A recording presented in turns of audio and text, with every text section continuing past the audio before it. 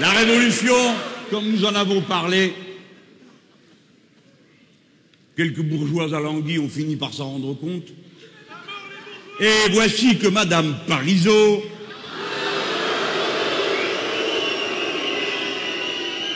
dit: Jean-Luc Mélenchon aime laisser entendre qu'il est un vrai révolutionnaire. Ah non, madame, je ne laisse pas entendre, je le suis. Et voici ce qu'elle dit. Ah non, mais écoutez, c'est un beau moment. On aime bien la révolution. Ah bon? Mais exactement, vous allez être servi, madame. Elle dit: il y a des choses sympathiques dans celle de mai 68 ou de 1789. Ah bon? Ah oui, c'est vrai. En mai 68, il a fallu que vous avaliez de force la reconnaissance de la section syndicale dans l'entreprise. On ne vouliez pas avant, hein? On s'y est mis à 10 millions, il a bien fallu. Ce jour-là, la monarchie patronale a fait un petit recul, hein? Et d'ailleurs, inspiré par Sainte Pétoche, en une nuit, vous en avez lâché 31% d'augmentation du SMIC. Eh bien allons, c'est le moment.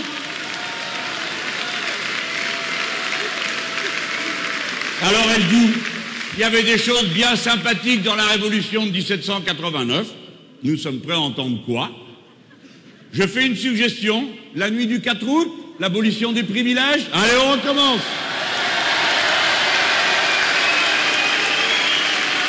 Mais, figurez-vous, vous allez voir qu'il faut avoir de la suite dans les idées, et moi je ne lâche rien. Cette nuit-là, ils ont voté beaucoup de choses, hein. Alors, il y en a qui ont tenu le coup, et d'autres qui ont disparu, vous allez voir, il y en a une qu'ils ont décidé, et qu'ils n'ont pas eu le temps d'appliquer. Donc, nous la reprenons. Devinez, 1789, 4 août.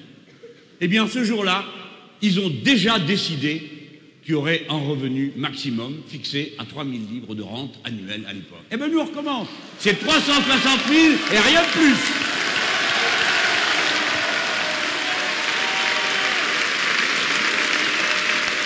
Donc, jusque-là, tout allait bien. Mais elle dit, il y a aussi des phases qui sont terribles. Ah, oui.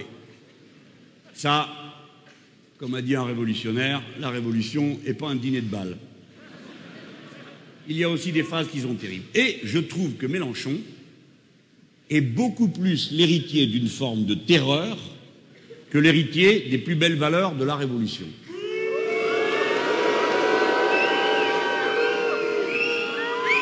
Alors, mon habitude est de ne jamais m'en laisser compter. Et je vais poser maintenant quelques questions graves et sérieuses pour l'avenir du pays. La terreur, madame, ce n'est pas moi.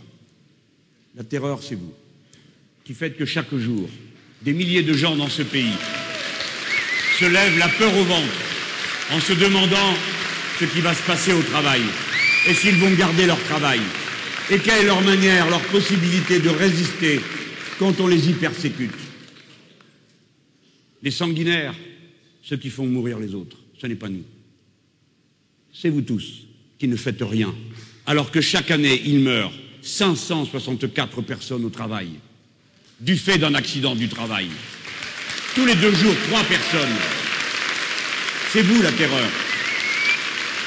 Dans la famille, quand on sait que l'homme ou la femme est sur un poste de travail exposé, et j'en ai connu,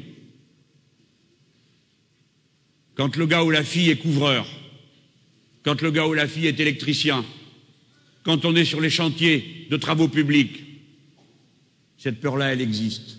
Est-ce que c'est une fatalité qu'il y ait 564 morts par an? Non!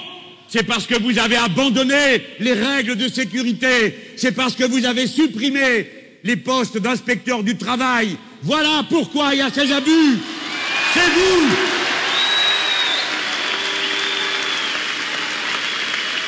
« 43 000 accidents graves occurrant une incapacité permanente. Voilà. Ne venez pas me parler de terreur en parlant de moi quand vous avez tout ça sur les bras. Oh, je ne vous en rends pas personnellement responsable. Personne dans cette salle ne fera ça. Mais tout le monde est capable de vous dire qu'il n'y a pas de fatalité qui est à l'œuvre. qu'à chaque fois, ce sont des manquements aux règles, et c'est votre refus obstiné de prendre les mesures qui s'imposent. C'est vous qui avez multiplié l'intérim, dans lesquels les gens connaissent des accidents beaucoup plus que dans n'importe quelle autre condition d'embauche. C'est vous qui multipliez la présence des jeunes apprentis dans des entreprises qui ne sont pas des écoles, parce qu'une entreprise n'est pas une école. L'école, c'est à l'école. Et qui sont, plus que d'autres, victimes d'accidents du travail.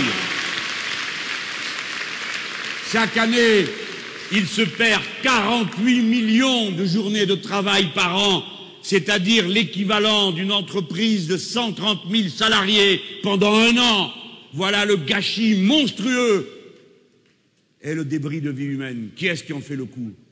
Qui fait le calcul du coût du malheur, puisque vous êtes tout le temps à chipoter le coût du bonheur, qui n'est pas si exagéré quand on vous dit que c'est 1 700 € par mois et que vous nous répondez que c'est trop. Mais alors dites-nous comment vivre autrement, et alors nous arrêterons. Baisser le prix des loyers, baisser le prix du gaz, baisser le prix de l'électricité, baisser le prix de tout, alors on renoncera, mais pas avant.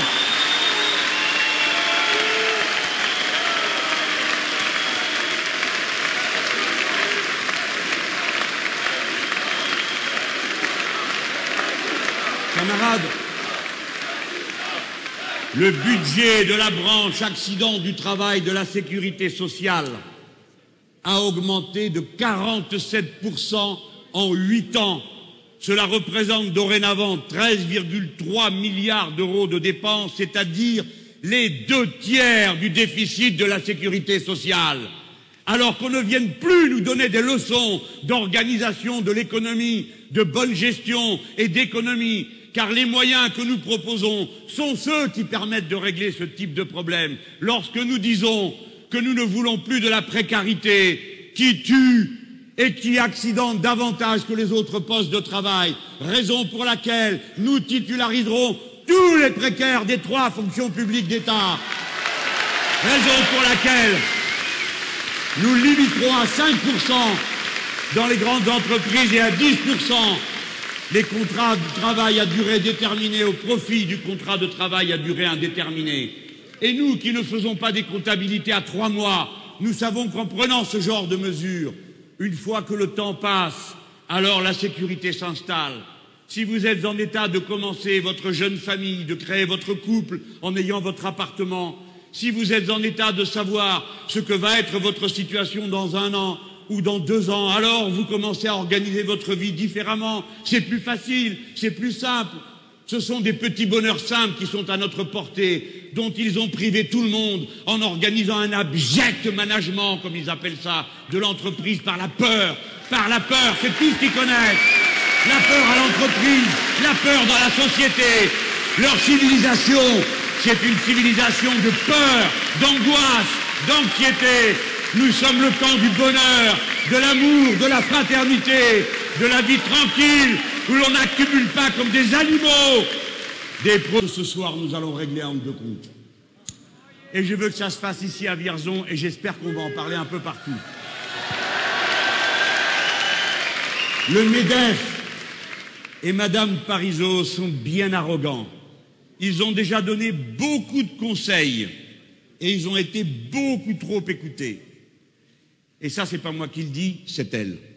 Elle dit, on ne mesure pas assez tout ce qui a été... Mais si, on mesure. Tout ce qui a été fait ces dernières années. Le bilan de Nicolas Sarkozy n'est pas un boulet, mais un boulot extraordinaire. Il faut continuer le travail effectué ces 5 dernières années. Alors le président de la République trouve que les syndicats ouvriers ne sont pas dans leur rôle quand ils font de la politique, mais quand la chef du MEDEF vient dire qu'il faut continuer ses bêtises, là c'est bien.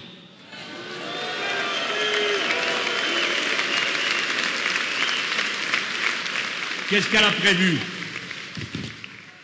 De passer à la suite. Comme ils ont pour l'essentiel inspiré la politique du gouvernement pendant ces 5 ans, à travers les propositions sur le programme qu'ils avaient présenté auparavant. Elle l'a rêvé, Sarkozy l'a fait. Eh bien, pour les années qui viennent, elle dit qu'il va falloir faire avec la protection sociale c'est-à-dire la maladie, la santé, ce qui a été fait avec les retraites. Voilà le programme qui est prévu par cette femme et par ceux qui la soutiennent.